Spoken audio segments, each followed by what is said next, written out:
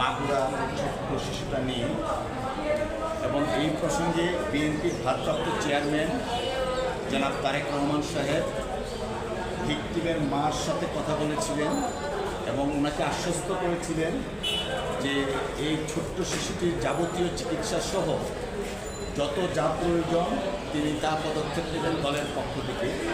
আজকে দলের পক্ষ থেকে জনাব তারেক রহমান সাহেবের আহ্বানে আমরা আপনার সামনে হাজির হয়েছি। আপনাদের সামনে ওনার নির্দেশনা হচ্ছে এই ভিকটিমকে অর্থাৎ তার পরিবারকে, তার মা যে একটা মামলা দায়ের করেছেন, এই আইনগতভাবে বিএনপির পক্ষ থেকে সমস্ত আইনগত পদক্ষেপ এবং আইনি সহায়তা দেওয়ার সিদ্ধান্ত গ্রহণ করা হয়েছে। এবং এই জন্য মাগুরাতে বিএনপির পক্ষ থেকে একটা আইনজীবী প্যানেলও গঠন করা হয়েছে, যার নেতৃত্বে আছেন অ্যাডভোকেট শাহেদ হাসান টগর এবং অ্যাডভোকেট মোহাম্মদ রুকুনুজ্জামান খান, অ্যাডভোকেট কুমোদ রঞ্জন বিশ্বাস, অ্যাডভোকেট এম এ মজিদ এবং অ্যাডভোকেট মিজানুর রহমান মিজান। এই 5 সদস্য বিশিষ্ট আইনজীবী প্যানেল জনাব তারেক রহমান সাহেবের পক্ষ থেকে, বিএনপির পক্ষ থেকে গঠন করা হয়েছে।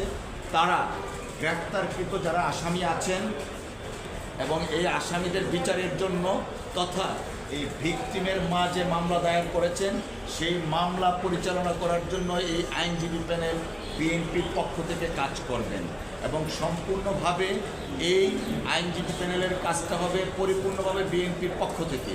এবং এইখানে কোনো ধরনের কোনো আইনগত সহায়তার ক্ষেত্রে আইনজীবীদের যে একটা খরচ থাকে সেই খরচটাও জনাব তারেক রহমান সাহেব ব্যক্তিগতভাবে বহন করবেন।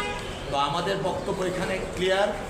বিএনপি মা মাটি মানুষের দল জনাব তারেক রহমান সাহেবের নেতৃত্বে বিএনপি সারা বাংলাদেশে যেখানে অত্যাচার হবে, অন্যায় হবে, সেখানেই বিএনপির পক্ষ থেকে সব ধরনের সহযোগিতা থাকবে। এই মাসুম বাচ্চাটার ক্ষেত্রে আইনগত সহায়তাও আছে এবং স্বাস্থ্যগত মেডিকেলের সহায়তাও আছে। তারপরে সবচেয়ে উল্লেখযোগ্য যে জিনিসটা থাকে সামাজিক সহযোগিতা।